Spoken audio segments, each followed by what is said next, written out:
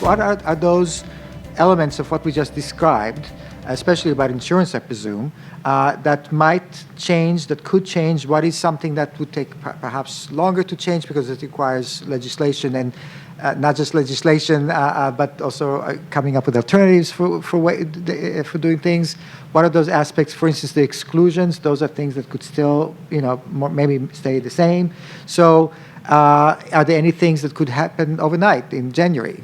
Is there anything out of what we're counting on that might change overnight? So scare us or give us some reassurances, but let's open it up a little bit for speculation. So even if the ACA gets repealed immediately, it's going to take at least a year. So it could impact in the sense that if come year 2018, if your surrogate's in the middle of a pregnancy, there may not be a plan available. You may have to purchase something else at that stage. From an exclusion standpoint, I mean, honestly, I could go to every insurance company right now and give them a one-sentence exclusion that would exclude surrogacy for every single. It's crazy that it hasn't happened, and the fact that it hasn't happened in 20-plus years that you've been doing surrogacy, 30 years, I don't think it's going to happen. And actually, we've started to see better language that actually some have actually specifically allowed for surrogacy under their plan. So, I mean, worst case scenario, if the ACA goes away, the same plans that have been available for 20-plus years in surrogacy are there. It'll impact the cost a little.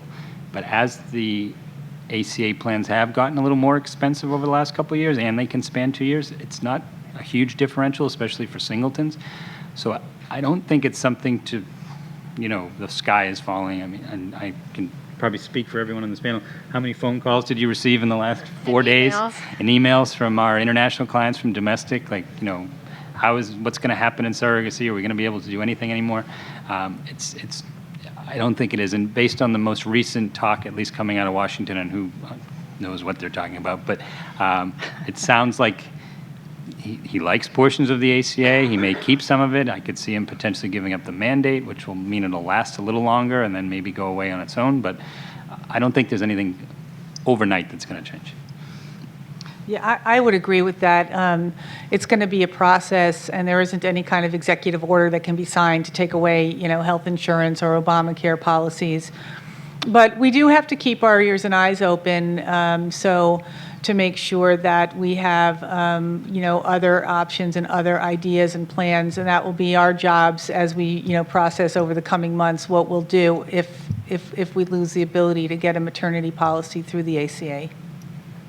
So, as somebody who lives inside the Beltway, it's something we're watching very closely. I used to work in the government. I was the general counsel of the FCC.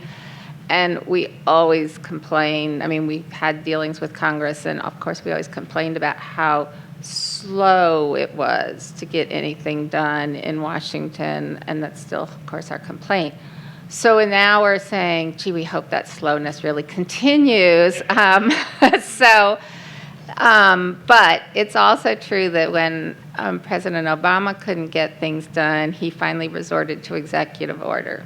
So I think the question is sort of, what can he do by executive order? And I think the things that are vulnerable would be things that they have to have a hook to being federal. Surrogacy is state by state.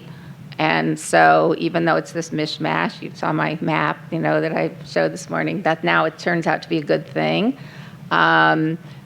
Dean talked about this being that when we get insurance, it's off exchange, it's non-subsidized. So those are private contracts. So that is protective. I mean, all the more reason that these should, because if he should write some executive order that says, the subsidization goes away.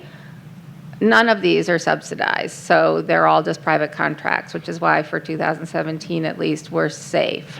And then that gives us, for people who aren't going to be done in 2017, we do need to have some kind of backup, because I think it's not clear. Congress has said they're happy and ready to do whatever, so we need a backup plan. That's part of what we all have to do is be prepared for those of you who are going to be starting journeys and aren't going to finish in 2017 to have something in place for 2018, but it is all speculation as to what will happen. But more specifically, to the extent that the Affordable Care Act, including a component that prohibited pre-existing conditions, excluding based on pre-existing Yeah. conditions, and it also mandated maternity coverage. So, just a few years ago, not every medical insurance would provide maternity coverage. You could have medical insurance, but that excludes maternity coverage, even if it's a private insurance. Oh, yeah. So if that gets repealed, we could be looking at women that have medical insurance that all of a sudden excludes maternity, or considers maternity as a pre-existing condition, which means that we won't be able to get a woman that's already pregnant, or maybe even having a waiting period before, So is it just going back to pre-Obamacare, or is it at the same time, Well, apparently Obama, that's one of the things he talked to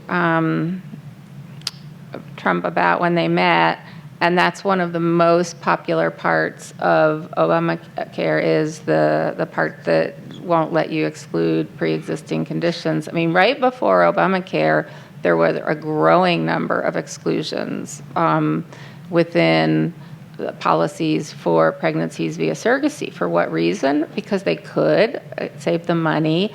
And so my big fear was that the federal plan was going to have one of those in it. And I actually worked with HRC and Family Equality, and they didn't realize that, and they, got moving, and then there wasn't that exclusion, and then all the other ones followed suit. But I mean, you just hope that when there's something that people get used to, it's going to be hard to take away. I mean, that's how I feel about same-sex marriage. They can't just undo rights like that, but it's really hard to know. I mean, yeah, you used to have a waiting period before you got maternity, but once you get it right, I think it's harder to take it away.